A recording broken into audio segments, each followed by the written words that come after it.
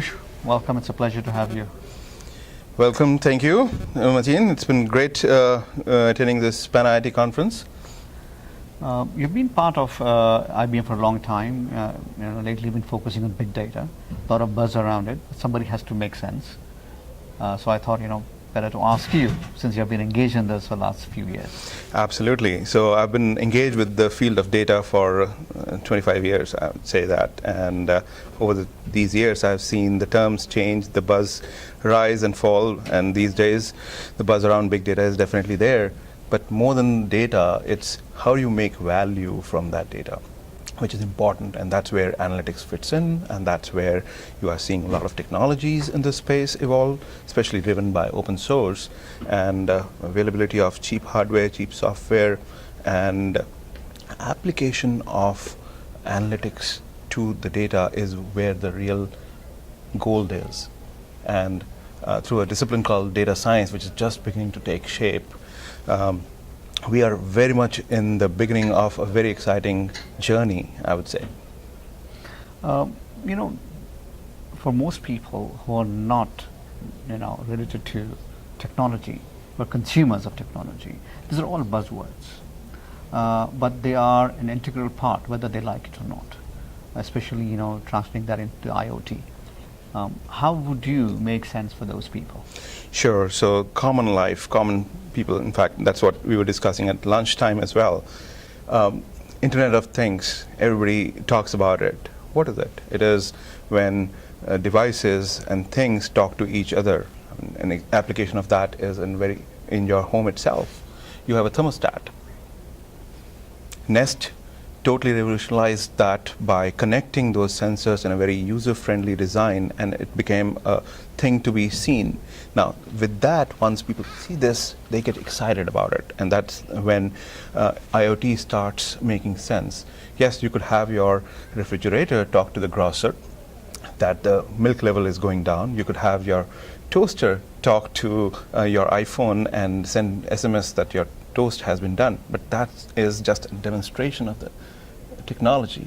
There's a lot more deeper things that can happen with data that goes on, and making sense of that data through analytics and machine learning is what will make the lives of human beings better. And that's where the technology direction is going. It's all a data-driven world that we are living in, and the future of data is, our future is totally gonna be governed by data. Yeah. So one side there's the IBMs, one side is Cisco's and the VMwares. Yeah. The other side is the consumer, the applications. When entrepreneurs venture out in this area, obviously, you have to emulate, one of these big giants and try to make products along those lines. Or maybe not. They just come up with some great disruptive ideas. Absolutely, okay. Absolutely. What is your advice for these emerging entrepreneurs?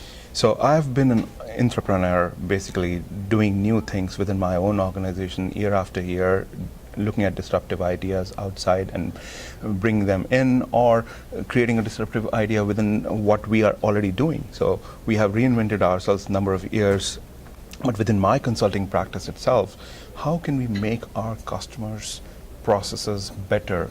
How can we employ not traditional technologies, but open source technologies, and make their combination of process, technology, and people better for their business objectives? So the only thing I'm concerned about is, like a strategy consultant like yourself does, look at what is the bigger picture and how you make that bigger picture better for the client that you have at hand, compare with a peer group, and see how the combination of technology, people, and the emerging things that are not yet common commodity make a difference for them.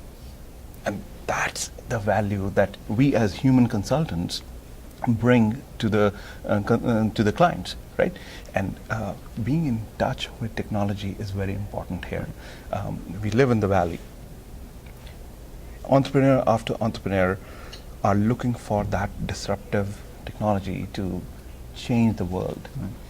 My advice, of course, to both internal and external entrepreneurs is that you don't have to emulate a big company. You have to look at how you can do the thing 10 to 100 times cheaper, better, and offer it, even if it is by disrupting your own business model, make it available to your customers. Your customers will love it, and they would come back to you and make a relationship for life with you.